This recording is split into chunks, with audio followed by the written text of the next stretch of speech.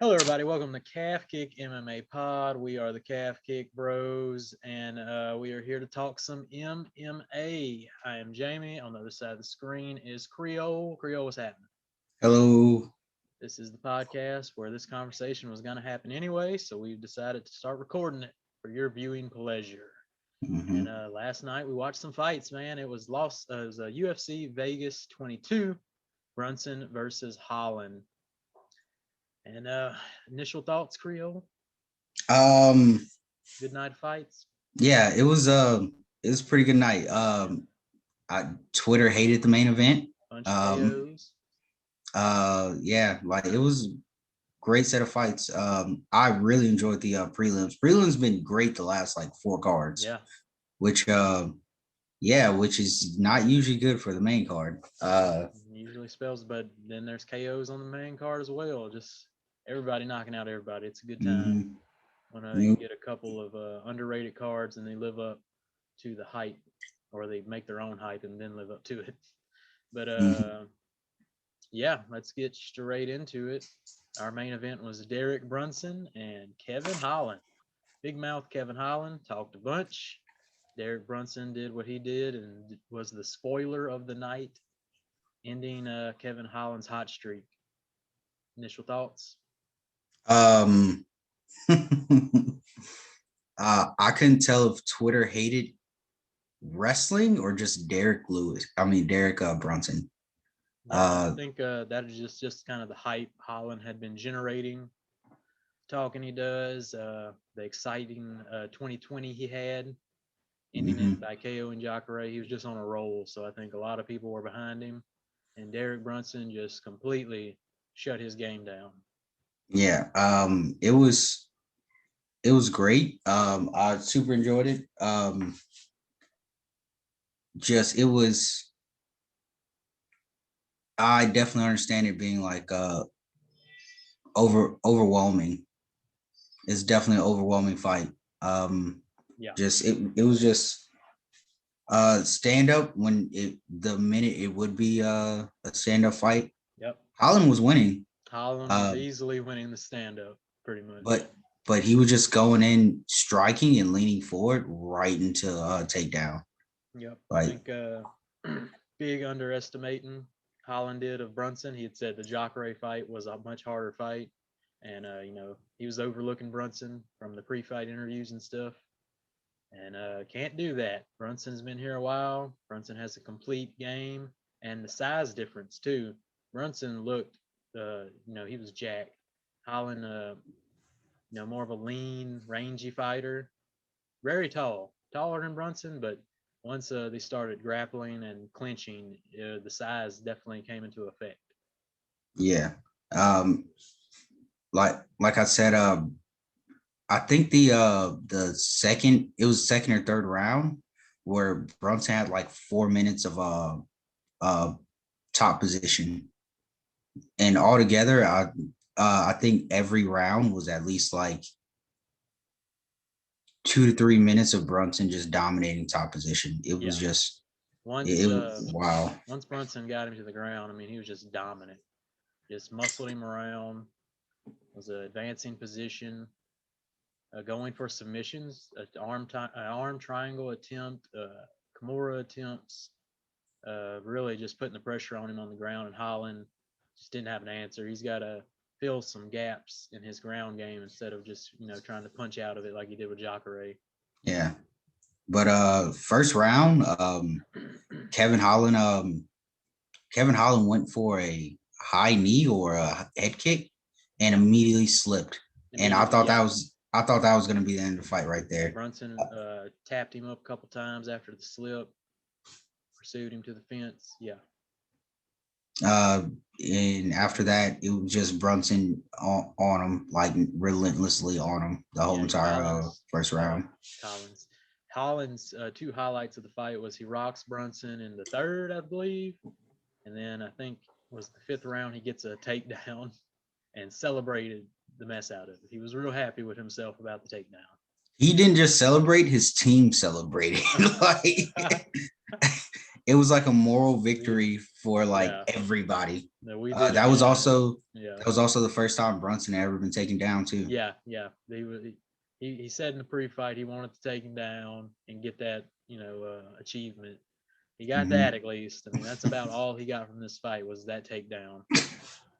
And he was talking, constantly, just not even sometimes looking away from Brunson, talking. I don't even know who Cornerman.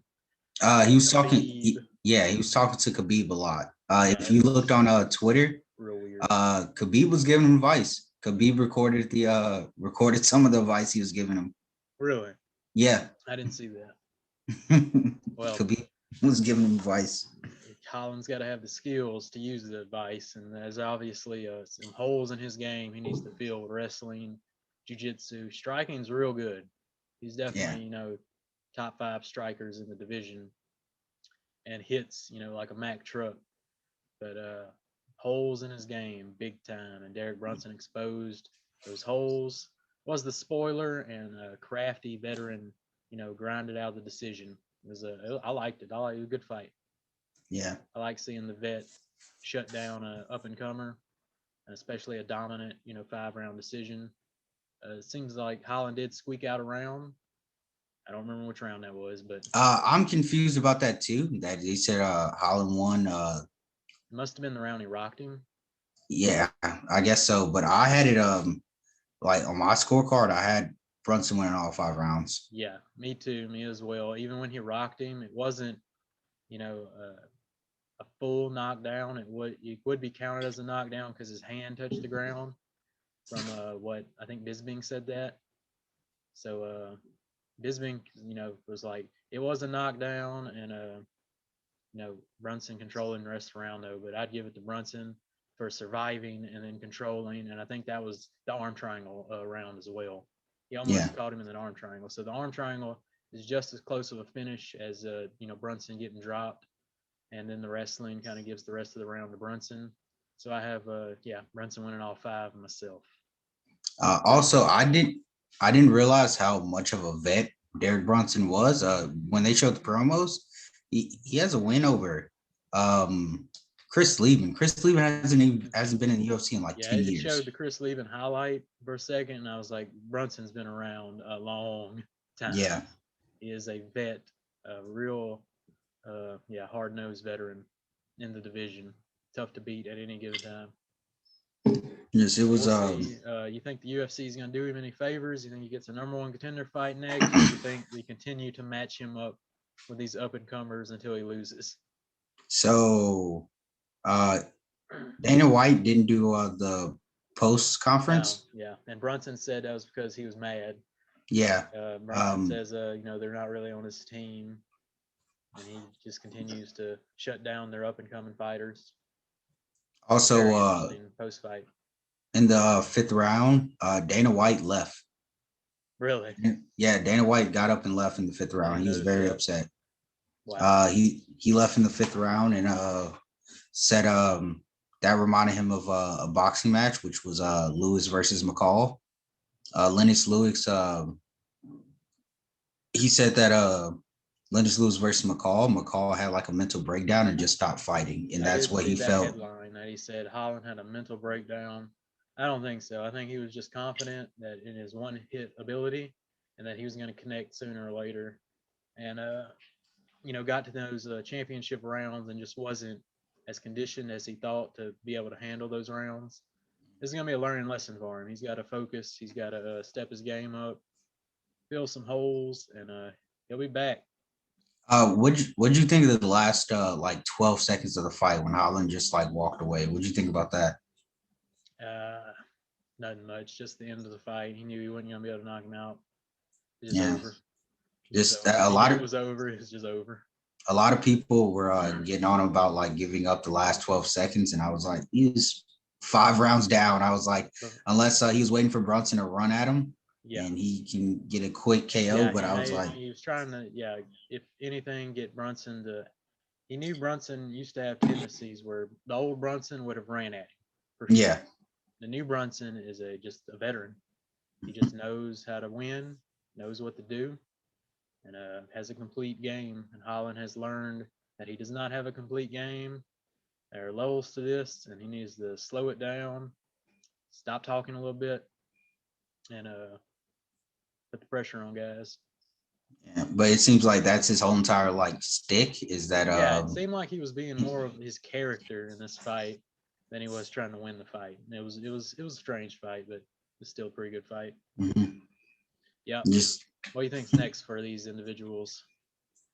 uh if this was Kevin Holland's first fight and he would have done that, I think Dana would have cut him, Yeah. and would have been like he needs more experience. But since he's Yeah. such a fan favorite, Yeah. um, I see him. I see him giving Holland another chance. Going back to the drawing board and hopefully gets a big KO his next fight, and he moved back on top. Just Izzy made a lot of fun out of him on Twitter.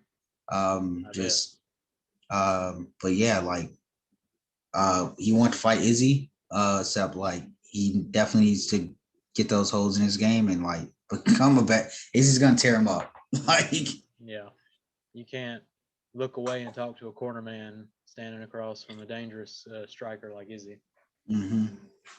And yeah, Creole's the Twitter guy. So if you're watching the fights live on Saturday night, Creole will be live tweeting. Join him there. Twitter plug. So let's move on from the main event. We had the co-main event, Max Griffin putting away Song Kanan with KO, 2 minutes and 20 seconds. Griffin with heavy combos and making quick work of Song by in the first round. Just Yep. I was going for a Song, but Griffin wasn't playing around. He immediately wants a fight as quickly as possible next. Yeah. So Yeah, he's older. He's like 37, I do believe. 35, okay, not that old. But 35, that's still going into the later 30s now. He needed a win like this to advance in the division pretty quickly, and he needs another fight pretty fast, and he wants to start heading up the division. Uh, yeah, Max came out aggressive early. I actually thought the tide was turning a bit, and Song started landing some combos, and it seemed like Griffin was taking his foot off the gas. And then as soon as Song started getting success, he got hit with straight right, I think. It buzzed him. He backed up to the cage, and then a 1-2 put him away. yeah, Yeah. and straight KO'd him. Face first, bad KO. Yeah. No TKO, straight up KO. Yeah, great win by Max Griffin. Next fight, we have the women's strawweight fight of Mazerat Conejo. Even on Wikipedia, it says Ruiz. It's very confusing. And she defeated Cheyenne Bays by unanimous decision. The second Bays of this fight card that we saw fight, and the second loss for the Bays family over there. Yeah. Round one, both girls came in swinging. Conejo got a bulldog choke position to maintain strikes to Baez. Yep. For most of the round, it was in that bulldog choke position, and it was just and Baez was just like striking her in the head for Yep. the I've never seen a more dominant schoolyard headlock in my life. I don't know if it was impressive or unimpressive. I think Conejo has done this before. I think the commentary was like, she did this in her last fight. Like she just gets a head and arm choke going and wrestles you to the ground and bullies you. I mean, she's a straight up schoolyard bully. how she's treating these girls, and Cheyenne Bays had no answer for the round two. Canelo, same as the first round, but a little ground and pound. But by its last 20 seconds, uh, Canelo gets her back the last 20 seconds, but it's just the same as the first. Like it was a weird fight, but also kind of impressive at the same time. That's what I'm saying. I don't know if it was very impressive or was the Bays just doesn't know how to handle schoolyard headlock, but it obviously happened to another woman as well. So I'm thinking it's pretty impressive for someone to just get a headlock, put you on the ground, and bonk you in the head for 5 minutes at a time. Well, in round three, Baze definitely needed to finish. She was down. She Yeah. was down two rounds. Baze tried to do something on the feet, but it didn't matter. Round three, No, Conejo by a unanimous decision. But as well, I was confused about the scoring because those definitely yeah, should have been 10-8 rounds. for sure, for sure. You're in a headlock for minutes at a time, getting just mollywopped. I mean, it's not doing a tremendous amount of damage, but that's just an embarrassing position. I mean, 10-8's for sure. Yeah, it and like Michael Bisping said those like pity patter shots wasn't doing anything. And I was like, when did striking stop counting? Yeah, Like ask Kimbo Slice how them pitter patters feel when you got the moon on top of you. that's what it was like reminding me a lot of. Hmm. Just like I but mean, she was not able to defend herself. I mean, she had no answer for this headlock. and Kanohe goes up I believe she's 10-1 now. Yep. So uh So she will be moving up, and we'll see if that headlock continues to work. I have no idea. Yeah, she's 10-1. She's gonna get a higher ranking opponent. And we'll see how far that so headlock at the takes same her. also at the same time at the end of the fight a scuffle happened. I didn't Yeah, yeah, understand yeah. I that. saw that too. Uh I think Conejo started it. Baez said I'll follow you home or something like that. That was Yeah, the she seemed like a pretty aggressive lady. Wouldn't want to mess with her. yes, and it Let's was kind of Dan Hardy tweeted a little bit too late for that. Like yeah, that's what I was thinking too. I was like, you had 15 minutes and you just sat in a headlock. You got bullied, so it's your problem. But anyway, let's move down the card. Bantamweight fight, a very impressive performance by yes. Adrian Yanez, and he defeated Gustavo Lopez by vicious KO. Giannis, which I have here, Masvidal's little brother. Look, Giannis looked just like Masvidal. Giannis versus Lopez, round one. Giannis patient finding shots in exchange. Uh, round one, Giannis. That's the main thing. He was just patient the whole entire Very fight. patient. Yeah, Just picked him cat apart. like what do you call it? Triple H, the cerebral hunter. Cerebral assassin. Yeah, just round two, Yanez drops Lopez and smelling blood. Yanez round two. And then round three, Yanez with a laser beam right hand for the KO. Belting. The man deserves a Wikipedia page, people. Someone get on it because he's good. He's going to be a threat. Uh he reminded me a lot of who's that blonde headed fighter who's super nice. He wound up going to one and getting knocked out. Oh, yeah, Sage Northcutt. Yeah, his post interview, like he's like the nicest person in the world. Just he's super humble, and just a great, just seems like a great guy. But it was a really good fight. Very impressive. Mhm. What? It was Teddy Atlas tweeted at Yanez and said That's big and, praise. and pretty much was like it's boxing or MMA, like that's just sweet science right there. Yeah, that is tremendous. Yeah, when someone like Teddy Atlas is tweeting you, you looked real good. Mm-hmm. Let's move on to the heavyweight fight. The first fight of the night on the main card was Tai Tuivasa defeating Harry Hunsucker. TKO punches. I mean, he just made quick work of old Harry. Hunsucker didn't come to play around with a heavy hook that didn't phase Ty at all. Ty hurt Ty hurt Huns with leg kicks Yep. and followed up with hands to the floor, following Huns. TKO in 49 seconds of the first. Just Good yeah. heavyweight action right there. It's weird. I didn't know Ty Tiavasa not even ranked. No, he's had some big losses to Junior, and then Ivanov, and then lost to Sergey Spivak 3 in a row, and then he KO'd Stefan Struve. That's when Struve's last fight, and beating Stefan Struve at this point wasn't very impressive. So he's working his way back up. 2 big KOs in a row. He's coming up, coming back up. Prelims. We had from New Orleans, Yep. Macy. What is that? Chiasson?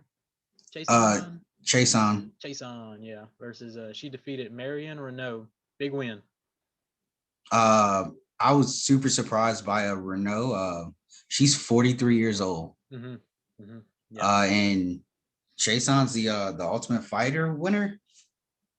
When Kevin Gastelum was the coach, she was on Kevin Gastelum's team. Yep. Won the Ultimate Fighter 28 women. I had no idea this happened. Yeah. Yeah. Wow. There's so many Ultimate Fighters and especially winners, and they used to be a big deal a long time ago. Now, like, they just fade into like obscurity. Yeah, I had no idea she won that. But round one, 15. Wow. but round one, Jason looks slow and just can't catch Renee. Renejo was super fast in the first round, who was throwing leg kicks and just 1-2 combinations and just catching Chase on. Didn't look good for Chase on in that first round at all. Where is it at? Round two. Chase on breaks Renee nose very early in the second round. Chase on hurts Renee with a liver shot. Chase on looking fantastic, but Renee with a takedown, but gets swept by Chase on at the very end. That was a beautiful sweep that he did to Renejo at the end of the second round. That was beautiful. Yep. Round three, Renejo struggles for a takedown and gets punished for it. Great clinch fighting from both Chason and Renejo, even though Chason's a way taller fighter and Renejo was in the Muay Thai clinch, younger. Yeah. throwing knees to the taller opponent, and I was like, what? It was just weird. But Jason got a takedown, and that should, at the very end of the third round, that should have secured the win for her. So I had it Renee Jason 2-1. She lost first round and picked it up in second and third. As well, big win for her. It was definitely her fight to win, though, fighting the 43-year-old veteran. But you never know. She's always game, Marion Renault. So big win for the Louisiana home team there. Moving on, we got lightweights. Grant Dawson KO'd Leonardo Santos. This was with 1 second left in the yeah. It reminded me of it was shades of if you remember Josh Doomsday Howard. Yep. Yeah, it reminded me of that fight. I was like, wow. Leonardo was winning, right? Yeah, Santos was winning. He hadn't lost since 2009. He had nice leg kicks. Dawson hold Santos for majority of the round on the cage. Santos won round one. Round two, close fight, but low blow by Santos. It was weird. Dawson had time to recover, which he probably recovered for like a minute and 30. He sat down, and I thought it was going to take the whole entire 5 minutes. Yeah. But he sat down, popped right back up, and was like, "I'm ready." How does Santos not get? Like, how is he not in number one contender fights? Almost a title. Like, he hadn't lost since 2009. Yeah. That's insane. He went a decade undefeated and didn't get a title shot. What happened? Did he get suspended or something? I'm trying to read, see what happened. There was a big gap between 16 and 19. What in the world? I don't see any suspensions or anything. Yeah, must just be due to inactivity. But after the or something. After the low blow, Santos sprawled for some ground and pound, and finishes with a strike to get to the third. Round three, Santos. Santos has a beautiful sprawl. Dawson had tried to take down the whole entire fight, and he finally gets to take down with a lot of time left, ground and pound by Dawson. But I didn't think it was enough. And wow, like 1 second left, brutal KO. Brutal power. I mean, he can knock you out at any point in the fight. Dude. And he's a contender guy, Dana White contender series. Looks like he had won on there and has been on a tear, on a 6-fight win streak in the UFC with the contender fight added to it. That was Currently Dawson. 1. He's a up and comer for sure. Watch out for Grant Dawson. That I believe that was Dawson's debut in that weight class as well. Let me see. Catch weight, return to lightweight. He tried to get to 145, it seems like. Oh, no, he was at 145. And then he's moved up to lightweight now. Weight cut must have, he's 27, so he was a lot younger, was able to make that weight cut. Seems like he probably can't make it anymore. Big win at his lightweight debut. Tremendous KO. Let's move down to the middleweights. We got Trevor Giles versus Roman. What is that? Roman D. That's what I'm gonna say. I ain't gonna attempt it. Delodez, something like Delodez versus Giles. I didn't know who won and didn't know who threw those combinations. I literally wrote that down because something happened. Want some quality MMA fight breakdown. Yeah, the place to come because we don't know who won this fight. Gal's picking up in round 2 with kicks and strikes, and Valdez round 3 in unanimous decision. It was, so this is the first time I wrote down play by play. So this was Roman D's first loss. He was undefeated 8-0. Lost the decision to Trevor Giles. So middleweight fight, Trevor Giles advances further into the division. We had a catchweight, Montale Jackson versus Jesse Straiter.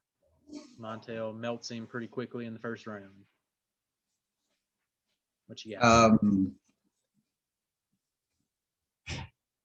I was like, wait, what? Jackson versus Straiter. It was a quick fight. Not a lot to say about it. It was a really quick fight. That was just melting. I think that was Jackson's 5th win in a row or something like that. No, he was coming off a loss. Oh, well, my bad. Back in the win column at a bantamweight. But Jackson was just so much more fast than Straiter. He was so fast. Yep, just a quick fight. Did it to it. Final fight. He reminded me of Manuel Cape in Rising. Just the way he was fighting. Glad your boy Manuel Cape can't get a win in the UFC. First fight of the night, final fight of this reaction video was Bruno Gustavo da Silva defeated the other Bays of the night, JP Bays, TKO second round. So 2 Bays, 2 losses. Round 1, beautiful transition on ground.